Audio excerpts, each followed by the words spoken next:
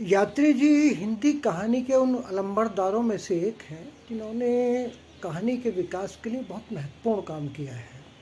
अगर आप पूरे कहानी की विकास यात्रा को देखें तो हम देखते हैं कि कुछ लेखक ऐसे रहे जिन्होंने हिंदी कहानी के शिल्प पर काम किया, हिंदी कहानी के कंटेंट पर काम किया और उसमें लगातार प्रयोगधर्मिता बनाए रखी और प्रयोगधर्मिता के साथ साथ जो पठनीयता का स्तर है उसको भी पूरी तरीके से मेंटेन करके रखा।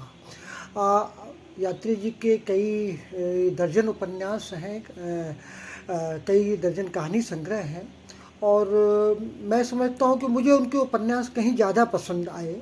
उनके उपन्यासों में अगर मैंने सारे तो नहीं पढ़े, लेकिन जैसे बावजूद, दराजों में बंद दस्तावेज, बीच की दरार आदि कई ऐसे उपन्यास हैं जिन्होंने मुझे प्रभावित किया। और विशेष रूप से मैं कहता हूँ कि जब मैं प्रेम पर आधारित उपन्यासों को देखता हूँ तो मुझे हिमांशु जोशी का तुम्हारे लिए, सूखा पत्ता अमरकांत का, या और बहुत सारे गुनाहों का देवता धर्मवीर भारती का, उसी तरीके से मुझे दराजों में बंद दस्तावेज भी याद आता है। कारण क्या है कि जब आप प्रेम को बहुत ही मतलब हृदय की जो गहराइयाँ हैं उनके साथ लेते हुए उसको अभिव्यक्त करते हैं और कोमल अनुभूतियों को बहुत सहज कर अभिव्यक्त करते हैं तो वो चीज़ें बहुत दूर तक जाती हैं और वो चीज़ें बहुत अपील भी करती हैं। तो जब इस समय दराजों में बंद दस्तावेज आया था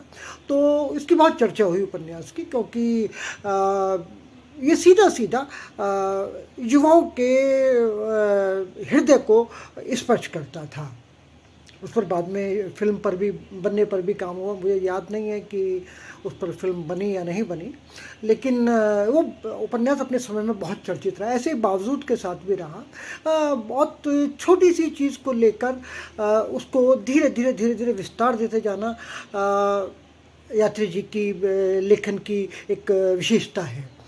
और उनकी मैंने कुछ कहानियाँ भी पढ़ी, कुछ कहानियाँ मुझे अच्छी भी लगीं और मैंने देखा कि कुछ कहानियाँ उनकी इस तरीके की थी जहाँ पर वो मनोवैज्ञानिक विश्लेषण करते हुए वो गहराई में जाने की कोशिश करते हैं पात्र के चरित्र के, पात्र के जीवन के और पात्र की जो मानस की जो गहराइयाँ उसमें जाने की कोशिश करते हैं और वहाँ से चीज़ों को बुनते हैं, वहाँ से चीज़ों को उठाते हैं, उसको कलम के हिसाब से उनको बुनते हैं। उनकी कई कहानियाँ ऐसी हैं जो ऐसा लगता है कि जैसे कि मेरी स्मृति की जो कुंदे हैं, जो खूंटियाँ हैं, उस पर वो कंदील की तरह टंगी हुई हैं और रोशनी दे रही हैं। सकर्मक क्रिया और कई कहानियाँ ऐसी हैं जो कहानियाँ बहुत प्रभावित करती हैं और दूर तक लेके जाने की सामर्थ्य भी रखती हैं।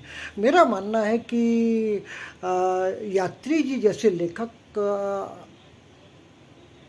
आसानी से नहीं आते।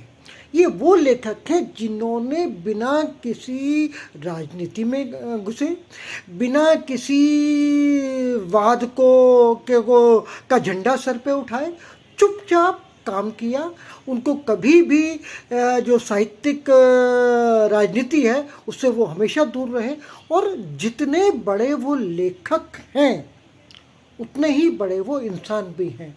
आपको उनसे मिलकर कभी ऐसा नहीं लगेगा कि ये व्यक्ति इतना बड़ा लेखक है, और ये किसी व्यक्ति के लेखक होने की और किसी व्यक्ति के मनुष्य होने की, बेहतर मनुष्य होने की बहुत बड़ी बात होती है। तो मैं आदरणीय यात्री जी आज 90 वर्ष के हो रहे हैं।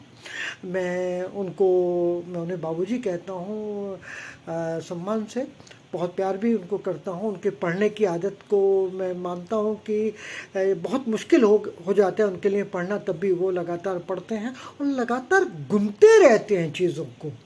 आजकल लिख तो कम पा रहे हैं लेकिन गुन वो लगातार रहे हैं। ये पढ़ना, गुनना और फिर लिखना, ये प्रवृत्ति हम जैसी पीढ़ी के, जो हमारी जो पीढ़ी के लोग हैं और हमसे जो नई पीढ़ी के लोग हैं, वो लोग अगर यात्री जी जैसे रचनाकारों से, गंभीर रचनाकारों से सीखें तो ये बड़ी बात होगी। इसी के साथ मैं आदरणीय यात्री जी को जन्मदिन की हार्दिक शुभकामनाएं अर्पित करता हूँ और ईश्वर से प्रार्थना करता हूँ कि उनका वृद्ध हस्त हम पर हमेशा बना रहे।